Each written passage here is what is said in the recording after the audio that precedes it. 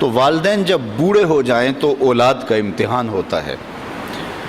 اور والدین کی ساری خدمت بھی اولاد کرے لیکن صرف ان کو کچھ معاملات کے اندر نظر انداز کر دے اور وہاں اپنی مرضی کرنے لگ جائے تو والدین کو تکلیف پہنچتی ہے۔ حتیٰ کہ والدین خود چاہتے ہیں کہ ہماری اولاد ہمارا کاروبار سنبھال لے، امور خانہ سنبھال لیں اور بہت ساری چیزیں سنبھال لیں، اور بعض اوقات اولاد اتنی سمجھدار، سنجیدہ اور متین ہوتی ہے کہ وہ اچھے انداز سے، بہتر بلکہ انداز میں سنبھال لیتی ہے، لیکن والدین کو اگر وہ نظر انداز کریں اور کسی معاملے میں پوچھیں نا تو ان کو ایک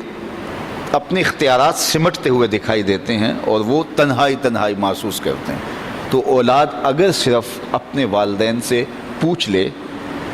تو والدین تو چاہتے ہیں کہ سب کچھ ان پہ نچھاور کر دیں، ایک والدین ہی تو ایسے ہیں کہ جو اپنی اولاد کو اپنے سے آگے دیکھنا چاہتے ہیں، لیکن اولاد اگر نظر انداز کرنے لگے تو یہ رویہ والدین کے لیے اذیت کا، تکلیف کا سبب ہوتا ہے۔ اور اگر اولاد اتنی سرکش ہو جائے کہ اپنے والدین کو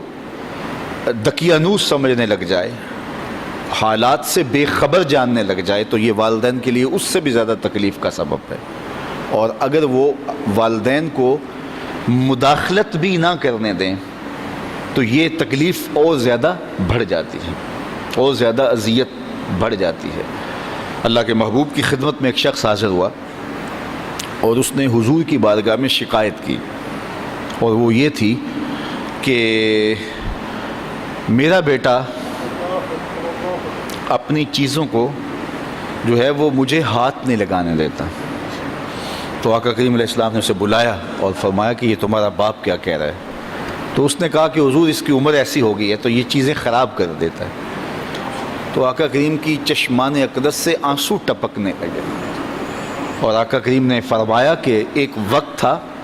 کہ تو اس کی چیزیں خراب کرتا تھا اور اس نے کبھی نہیں تمہیں روکا تھا، یہ دوبارہ وہ چیزیں لا کے تمہیں دیتا تھا۔ تو حضور نے اس وقت ایک تاریخ ساز جملہ ارشاد فرمایا، انتا و مالو کا لابی کا، فرمایا تو بھی، تیرا مال بھی تیرے باپ کا ہے، وہ تیرے مال میں، تیرے معاملات میں جس طرح چاہے تصرف کر سکتا ہے، اللہ نے اس کو اختیار دیا۔ تو ماں باپ کی خدمت یہ سعادت مندی کا راستہ ہے، اور ماں باپ کو نظر انداز کر دینا، ماں باپ کی بے ادبی کرنا، ماں باپ کی توہین کرنا، ماں باپ کو دقیانوس سمجھ لینا، ماں باپ کو کمتر جاننا، ماں باپ کے لیے رویوں میں سختی پیدا کر دینا، بلکہ فرمایا قرآن مجید میں کہ اپنے بازوں کو سکیڑ لو۔ پرندہ جب اڑتا ہے اور اڑان بھرتا ہے تو بازو پھیلاتا ہے اور پھر وہ اڑان بھرتا ہے، اور جب اس نے دوبارہ زمین پہ آنا ہوتا ہے تو بازوؤں کو سمیٹتا چلا جاتا ہے۔ تو بازوؤں کو سمیٹتا ہے تو وہ زمین کی طرف اترتا ہے۔ تو کہا کہ کتنی خوبصورت مثال قرآن نے دی ہے کہ اپنے والدین کے لیے بازوؤں کو سکیڑ لو۔ تم افسر ہو، تم مفتی شہر ہو، تم حاکم شہر ہو، تم بہت بڑے بزنس مین ہو،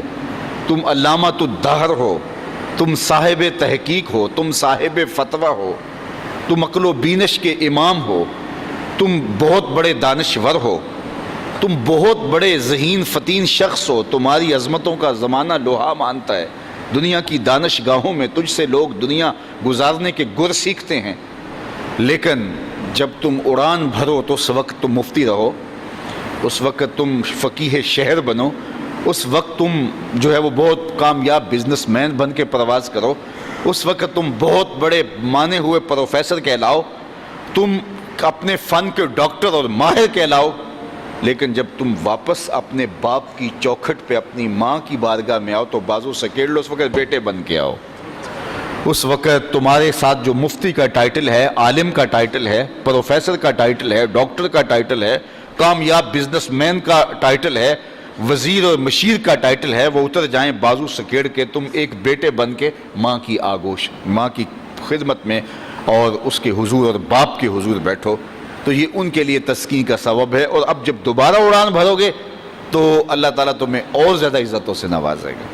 تو فرمایا کہ اپنے بازوؤں کو سکیڑ لو۔ اللہ اکبر، کتنی خوبصورت بات ارشاد فرمائی، اور فرمایا کہ ان کے سامنے ادب کا لحاظ رکھو، تلقین ادب کی، اف تک نہ کہو۔